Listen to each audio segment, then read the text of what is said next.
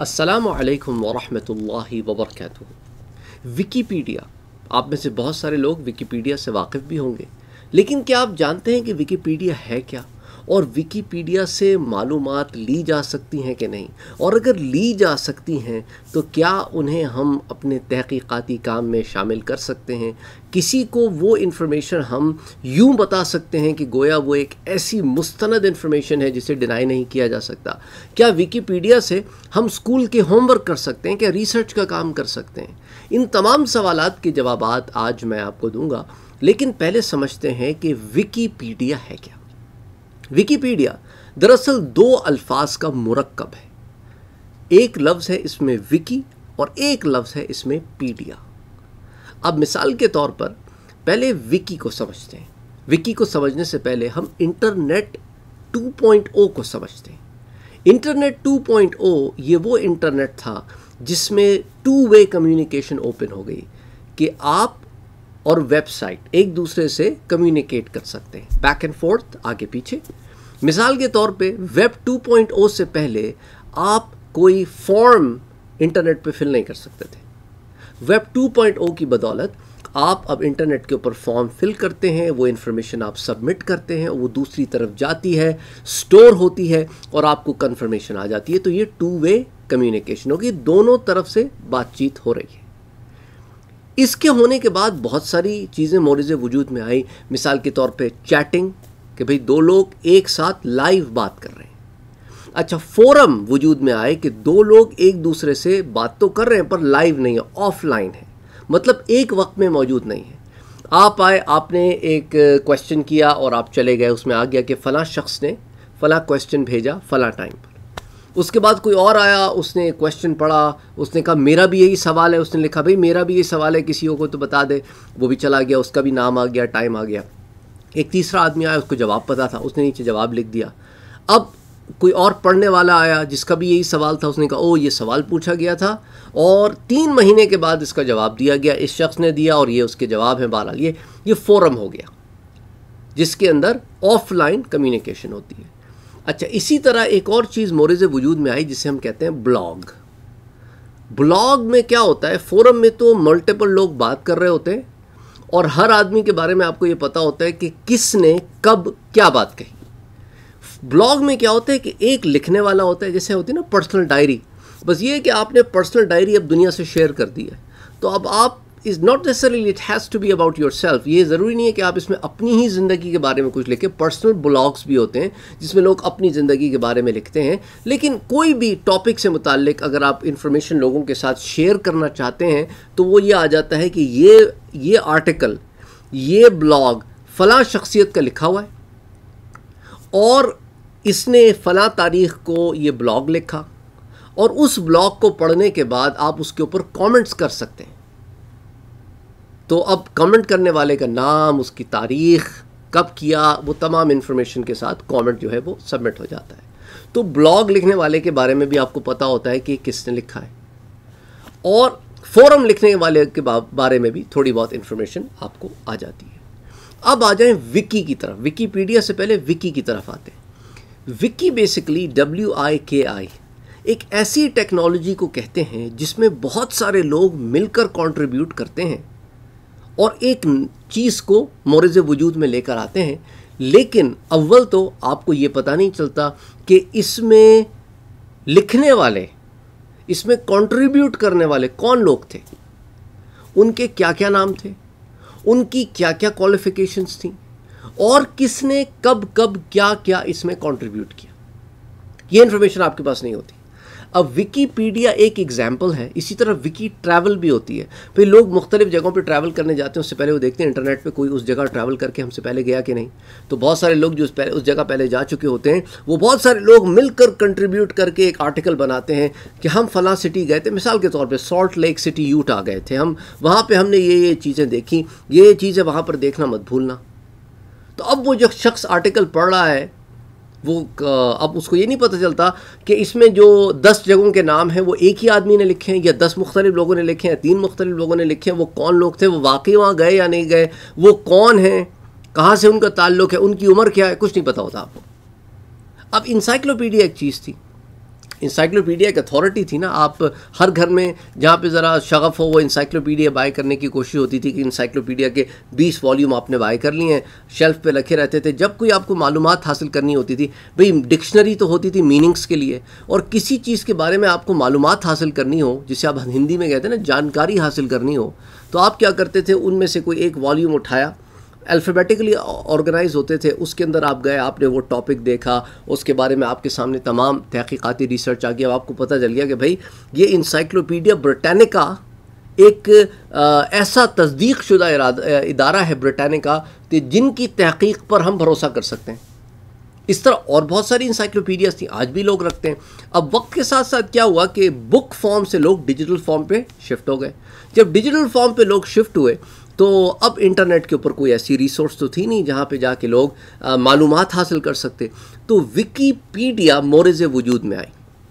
विकी यानी एक ऐसी सोर्स जिसको बहुत सारे लोगों ने मिलकर बनाया हो, और पीडिया जस्ट लाइक एन इंसाइक्लोपीडिया, लेकिन ये इलेक्ट्रॉनिक पीडिया, एक मालूमात हासिल करने की जगह।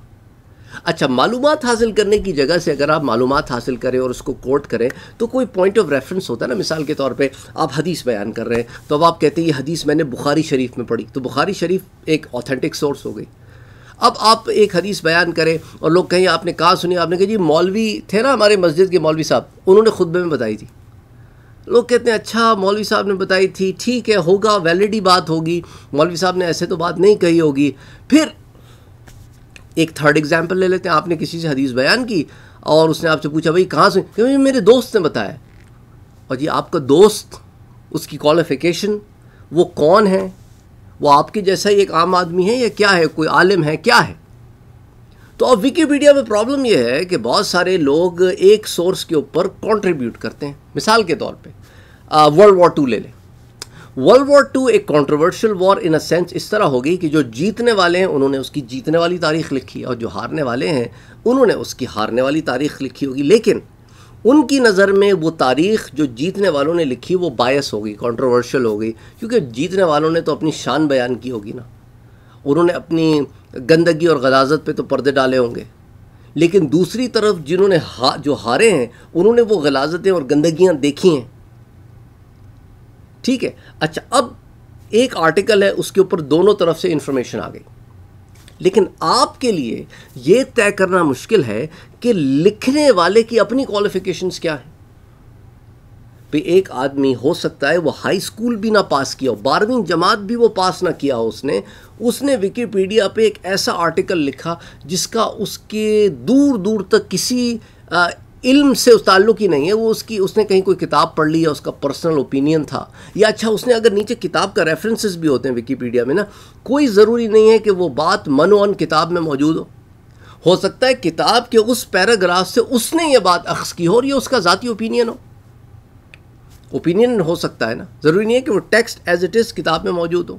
अच्छा, ओपिनियन भी उसका वैलिड होगा ना जो साहिब इल्म हो, साहिब फ़िरासत हो। भाई एक आदमी अगर पीएचडी रखता है रिलीजियस साइंसेस में और वो जाकर जो है रिलीजियस स्टडीज़ में या कंपैरेटिव रिलीजियस स्टडीज़ में, तो वो जाकर अगर बात करता है कंपैरेटिव रिलीजन्स पे तो इस बात समझ में आती है। अब एक आदमी जिसने 12वीं जमात पास की हो या बीकॉम हो, वो जाके कंपैरेटिव रिलीजन पे बात करे तो he is not even an authority, या तो वो किसी को कोट करे, वो ख़ुद अपनी अथॉरिटी पे बात नहीं कर सकता। यही मसला है विकीपीडिया के साथ, वो अथॉरिटी नहीं है, आपको पता नहीं चलता कि ये बात किसने लिखी है, क्यों लिखी है, कहाँ लिखी है। हाँ, एक फ़ायदा विकीपीडिया का ये हो जाता है कि टॉपिक के नीचे आपको एक बड़ी लंबी फहरिस्त मिल जाती है किताबों की। कम से कम आपको ये तो पता चल जाता है कि आप लाइब्रेरी जाकर या इंटरनेट के ऊपर इन किताबों को सर्च करके इस टॉपिक के मुतालिक इन किताबों में पढ़ सकते हैं। लेकिन अनटिल एंड अनलेस आप उन किताबों को पढ़ें और उन चीज़ों को वहाँ पाएँ जहाँ लिखी हुई हैं, आप विकीपीडिया से डायरेक्टली कोट नहीं कर सकते। यही वजह है कि जब आप तालीमी इदारों में जाते हैं और आप रिसर्च वर्क करते हैं, चाहे वो किसी सब्जेक्ट मैटर का हो, उसमें विकीपीडिया को आप एज अ सोर्स साइट नहीं कर सकते। अगर कोई वाकई में बुद्धिमान, पढ़ा लिखा, अक्लमंद टीचर होगा ना, वो कहेगा नहीं जी Wikipedia is not a source to cite, you cannot cite साइट विकीपीडिया।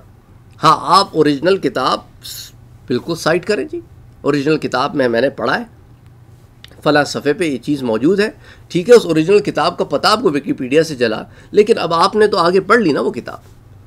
तो इसीलिए विकीपीडिया से ली गई मालूमात जो है, अब देखें ना, हज़रत उमर रज़ी अल्लाह ताला अन्हु के बारे में कोई ऐसा शख्स जो हज़रत उमर रज़ी अल्लाह ताला अन्हु से बुग़्ज़ रखता है, वो विकीपीडिया पे जाके हज़रत उमर रज़ी अल्लाह ताला अन्हु के बारे में कंट्रीब्यूट करे, तो कोई जाके विकीपीडिया पे पढ़े तो वो हज़रत उमर रज़ी अल्लाह ताला अन्हु के बारे में बुग़्ज़ पढ़ के समझेगा शायद हकीकत यही है।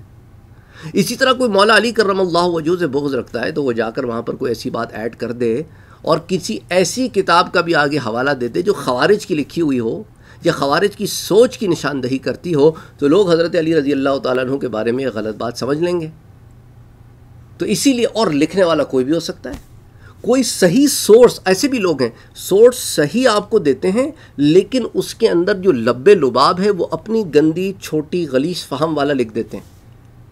तो लिखा होता है कि ये फ़लाँ सुन्नी उलमा की किताब में ये चीज़ लिखी हज़रत उमर के ख़िलाफ़, हज़रत अली रज़ी अल्लाह ताला अन्हु के ख़िलाफ़, हज़रत उमर रज़ी अल्लाह ताला अन्हु के ख़िलाफ़, या हज़रत अबू बकर सिद्दीक़ रज़ी अल्लाह ताला अन्हु के ख़िलाफ़। हालांकि वो बात ऐसी नहीं होती। देखिए ना, लोग तो इस ज़माने में वो कहते हैं ना मिसकोटिंग कुरान को भी मिसकोट करते हैं, हदीस को भी मिसकोट करते हैं, बुखारी शरीफ की रिवायात को भी गलत अंदाज में बयान करते हैं, कुरानी आयात को गलत अंदाज में पेश करते हैं, हदीस नबवी को गलत अंदाज में बयान करते हैं। इसको कहते हैं मिसकोट करना। एक चीज़ का वो इसलिए थी नहीं जिस तरह आप उसको पेश कर रहे हैं। तो विकीपीडिया पे इसीलिए भी मना किया जाता है कि क्योंकि it is not a proper source to learn from, to site, और इससे जो तहकीक में आप मदद यूँ ले सकते हैं कि वहाँ से आप किताबों की फ़हरिस्त लेके ख़ुद उन किताबों को पढ़ लें, लेकिन do not use it as your primary source. अपनी मेन सोर्स के तौर पर आप विकीपीडिया को इस्तेमाल नहीं कर सकते। लिटरल वर्क, ये जो आपका लिटरेचर का वर्क हो गया, साइंस का वर्क हो गया, हिस्ट्री का वर्क हो गया, किसी तरह के कोई भी इस तरह की चीज़ें होगी। अच्छा, बाज़ चीज़ें फैक्चुअल होती हैं, फैक्चुअल चीज़ों पे तो एतराज़ कोई नहीं है ना। मिसाल के तौर पे भाई पिथागोरियन थ्योरम ये है, तो भाई पिथागोरियन थ्योरम तो यही है, कहीं पे भी चले जाएं वही थ्योरम है। इसी तरह जो है वो हाइपोटेन्यूज जो है वो इसको कहते हैं, और इस तरह हाइपोटेन्यूज कैलकुलेट किया जाता है। अच्छा, साइन और कोसाइन में ये फ़र्क है, आर्क टेंजेंट ऐसे कैलकुलेट किया जाता है, ये लॉ ऑफ ग्रेविटी जो है वो इस तरह डिफाइन हुआ है। अच्छा, इसी तरह लॉज ऑफ फिज़िक्स ये होते हैं, न्यूटन के लॉज ये होते हैं। इस तरह की जो बेसिक चीज़ें जो हैं वो तो बड़ी कॉमनली डिफाइन है, वो आपको अगर एक जगह मिल जाए you can always clarify it. लेकिन जो पेचीदा मालूमात होती हैं, स्पेशली हिस्टोरिकल फैक्ट्स, हिस्टोरिकल जो चीज़ें होती हैं ना, उनको आप फैक्ट बना के विकीपीडिया से अक्स करके आगे नहीं लेके जा सकते। बहरहाल उम्मीद करता हूँ कि इस तफसील से आपको बहुत सारी बातें समझ में आ गई होंगी, मज़ीद तफसील में जाने की ज़रूरत नहीं है। अपना और अपनों का बहुत ख्याल रखिएगा। कमेंट सेक्शन में मुझे ज़रूर बताइएगा कि आपको कैसा लगा। आज का ज़रा डिफरेंट सदर्स था, लेकिन मकसद ऑफ कोर्स ये सारी तालीम के ज़ाविये हैं, और चूँकि आजकल हमारे हाथ में सेलफोन टेक्नोलॉजी है, टैबलेट्स हैं, कंप्यूटर्स हैं, everything is so readily accessible and available to us, तो इसके अंदर ये बात की अशद ज़रूरत है कि जब हम इंफॉर्मेशन किसी से बयान करें तो उसकी सोर्स क्या है, और सोर्स ठीक होनी चाहिए, सही होनी चाहिए। चूँकि हर एक के हाथ में खिलौना आ गया, तो हर एक सब जिसके जी में जो आ रहा है, लिख रहा है, बोल रहा है, कह रहा है, तो इसलिए अशद ज़रूरत है सही को गलत से छांटने की। अस्सलामु अलैकुम व रहमतुल्लाहि व बरकातुहू।